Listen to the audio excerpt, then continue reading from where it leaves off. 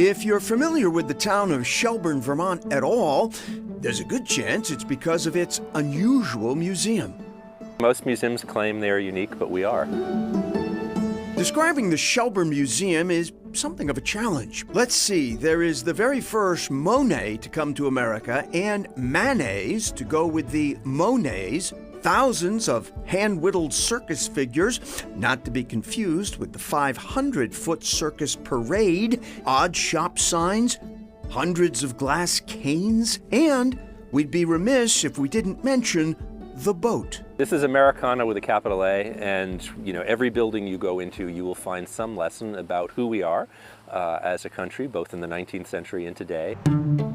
Tom Denenberg, director of Shelburne Museum, sometimes referred to as a collection of collections. The museum is the life's work of Electra Havemeyer Webb. The key to understanding Electra Webb is she never purchased one of anything. If it was worth owning, you go very deep. Electra Havemeyer had a privileged upbringing on Park Avenue in New York City. Her parents were avid art patrons and early collectors of Impressionist art.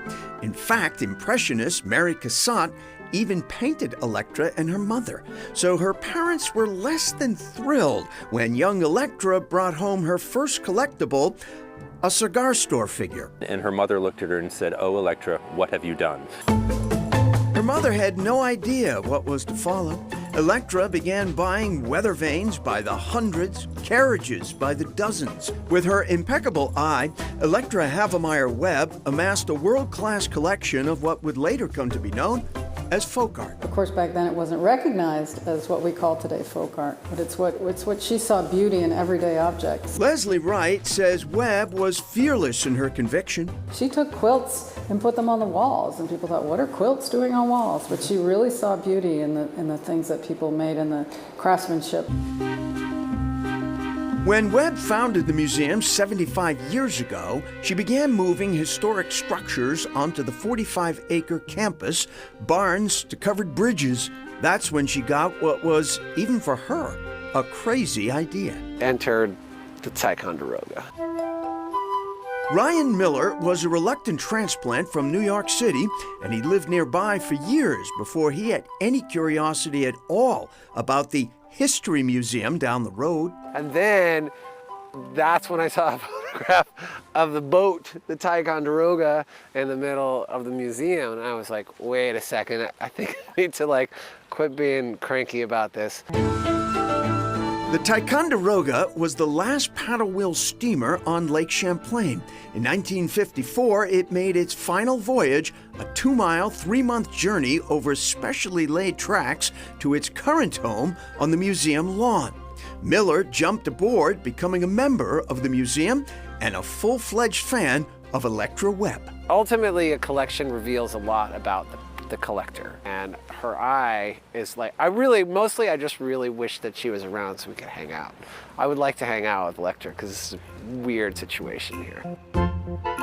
One might say Miller is a connoisseur of the weird. I think the per capita of weird to, is pretty, the weird and wonderful people is pretty high here. His Substack blog, Weird and Wonderful World, a celebration of the unusual and off-center.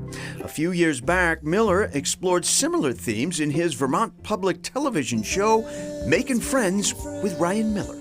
Hi everybody, this is Ryan Miller. On today's episode, we're going to talk with Alan Newman. Over 12 episodes, Miller seeks out what he refers to as high-functioning weirdos, inventors, artists, and offbeat performers. That's my whole gig.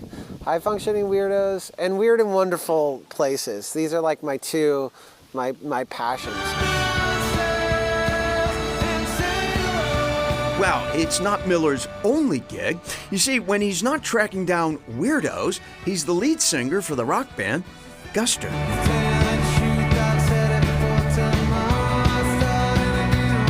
In New York and in LA, my friends are artists, writers, actors, musicians, and it's a very deep well of these people. And here, it's very wide. Miller has come to appreciate that his Vermont friends include weirdos from all walks of life, farmers to physicists, some of whom he met on his TV show. Now that he's finding his people, Vermont is feeling a lot more like home. It feels much cooler than like hanging out with like B-level celebrities in LA. I mean, no offense to my B celebrity friends in LA. You know what I mean?